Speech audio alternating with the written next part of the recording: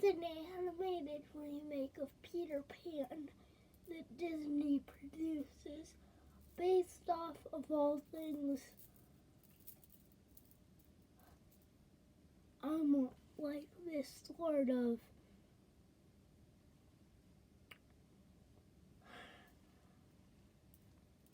the deadliest Disney movie trilogy.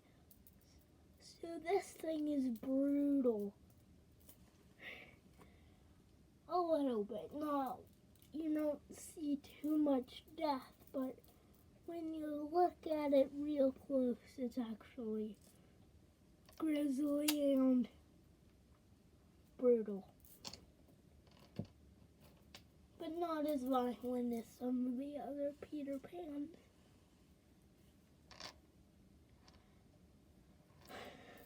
So I just wanted to make a quick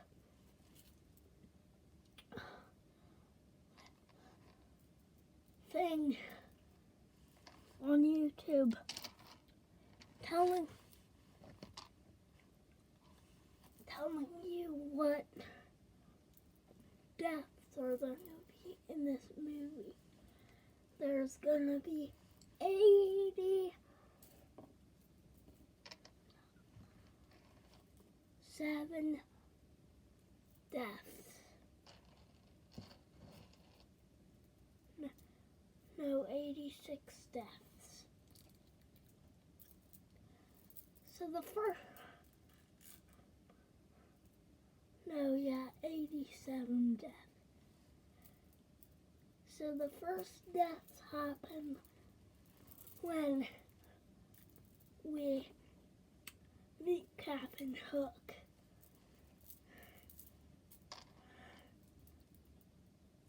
In which you literally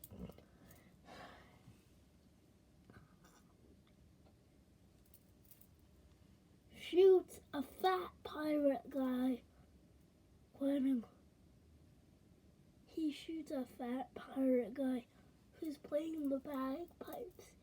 It's a stand-in for the scene where he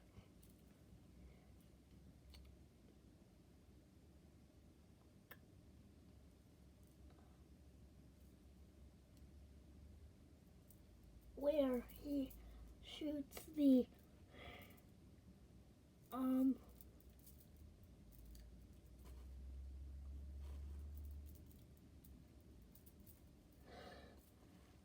kind of honestly, ironically tall pirate guy who's playing the second most heated instrument according to an obscure Netflix show of Garfield, the accordion.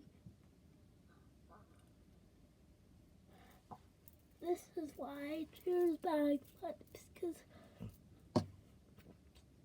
according to that same Netflix show, bagpipes are the first one, so that was the parallel.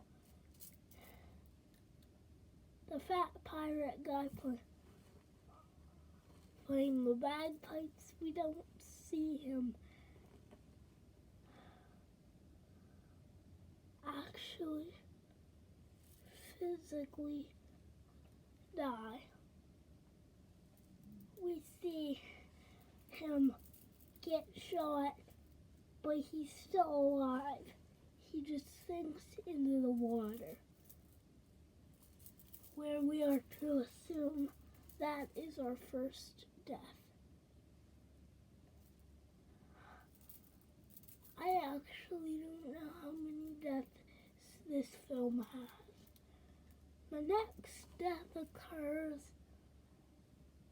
at the hands of Captain Hook once again. They're sailing on the seas, trying to look for Peter Pan,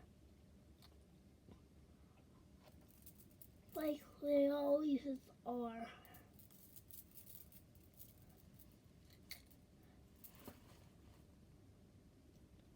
When suddenly he tells his pirate crew to fire at that ship. I believe it has a disguised Peter Pan on it. That's his exact words.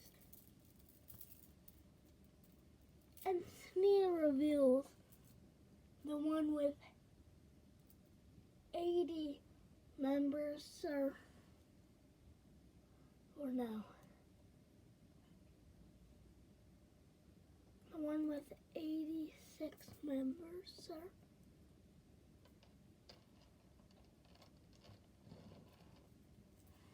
And then Captain Hook says, yes, the one with 86 members. And then we see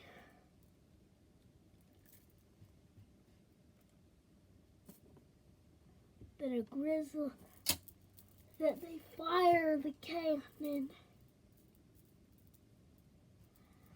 A cannonball lit on fire at its tail end shoots out and blows up the ship. But thankfully, one singular crew member wearing the same cap as Captain Hook, so that implies he's the captain, used the rowboat to hit the seas and find a new ship to with him take over and be kind of like a captain to the ship that he took over, but we don't honestly know. He just rose off the screen and he's beyond this movie.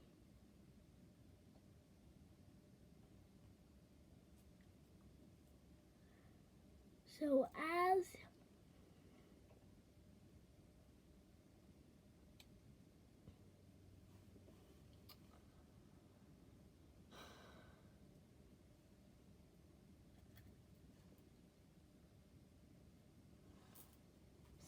in the final minutes of the movie, we actually get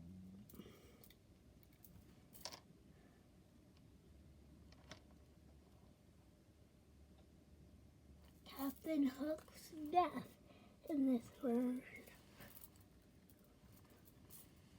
He hears the tick-tock, tick-tock, tick-tock of tick-tock clock as said monster marches on screen.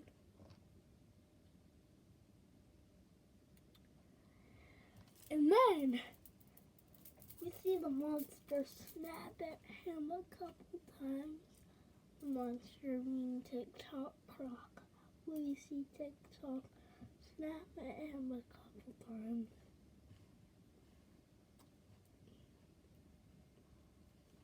Then grab him by his cloak and drag him underwater. This is sort of similar to the death I mentioned earlier, in which, the guy literally gets shot, and instead of dying right then and there, well, he just dies in the ocean.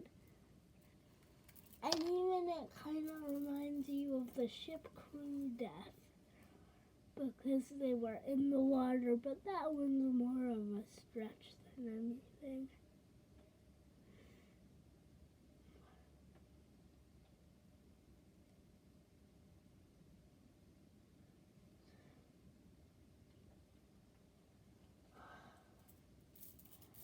After all, they get exploded, not sunk.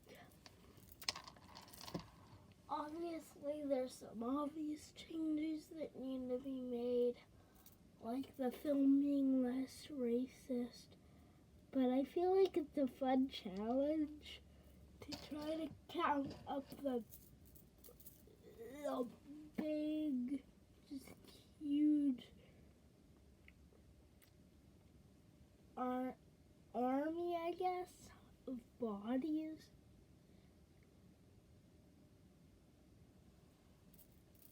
that go out through the entire movie. It's almost like a scavenger hunt.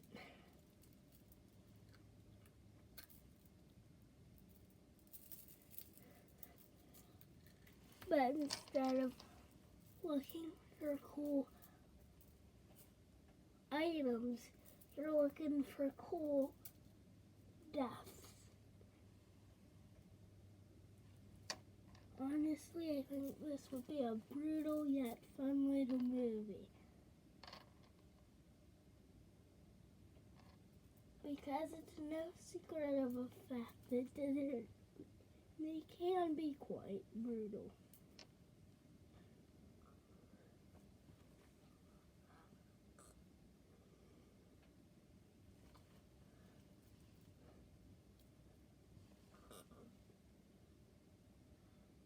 Like Mufasa in the one, and King Scar in the same movie, Ursula in The Little Mermaid,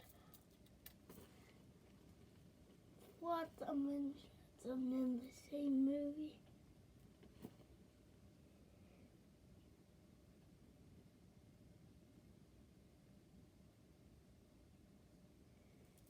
I've proven my point. Bye. See you next time.